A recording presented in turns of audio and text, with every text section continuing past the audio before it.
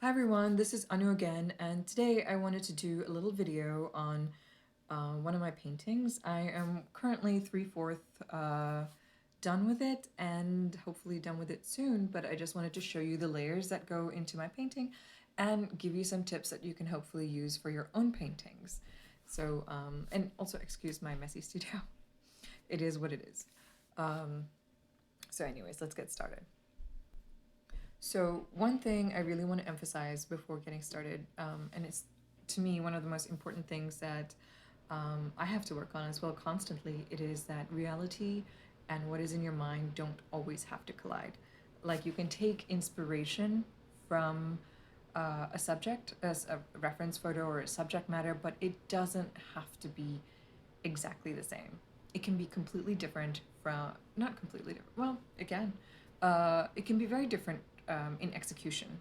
So remember that. So for this painting, I wanted to have a really bright sky, something that just screamed, a beautiful day outside, clear skies, that kind of thing.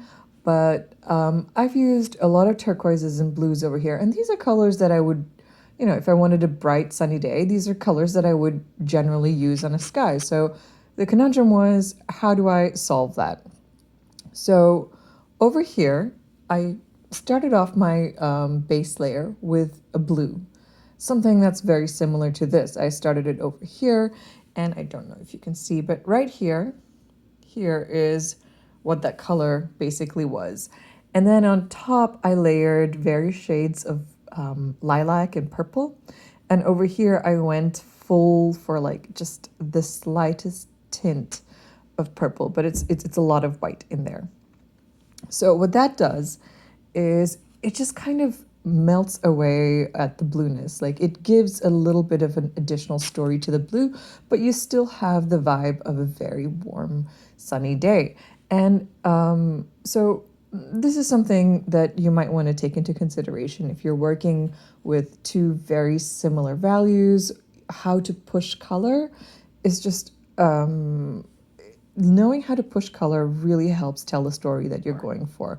So don't be afraid to really experiment with color, which is what I like to do. I don't like to just stick with, okay, so this is the sand. I'm just going to put like a darker brownish yellow here or another earth color here. See if you can, this is my tip, see if you can add color and get away with it. And usually you can get away with color. You just have to know how much and how little to add that color. So don't be afraid to experiment with complementary colors. For example,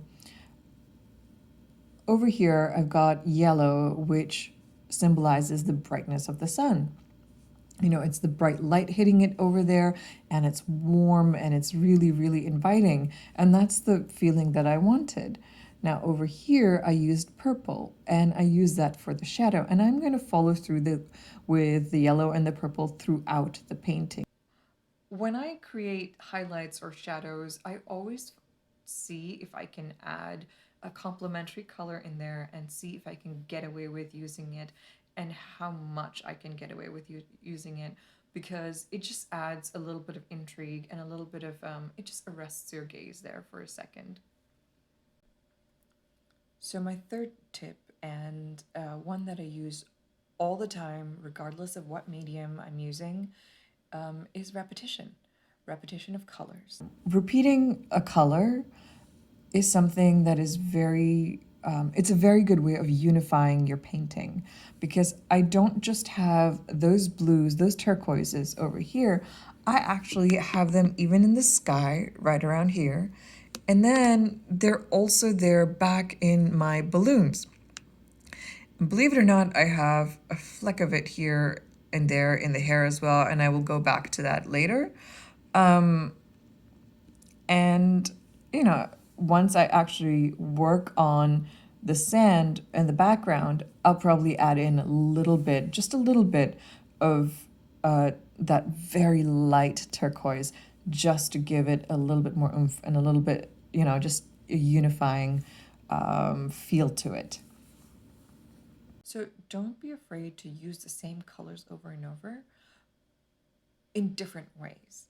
it's not boring. It actually just, I mean, I don't think it's boring. I use it constantly. It just creates a cohesive whole, and it helps you also push color um, as an artist. And it works in tandem with the other things, and it helps you just kind of tell a story without being too noisy, if you know what I mean. So those are my tips for today, and I hope you liked them. And I will have a finished painting up soon, hopefully, and I hope you like it.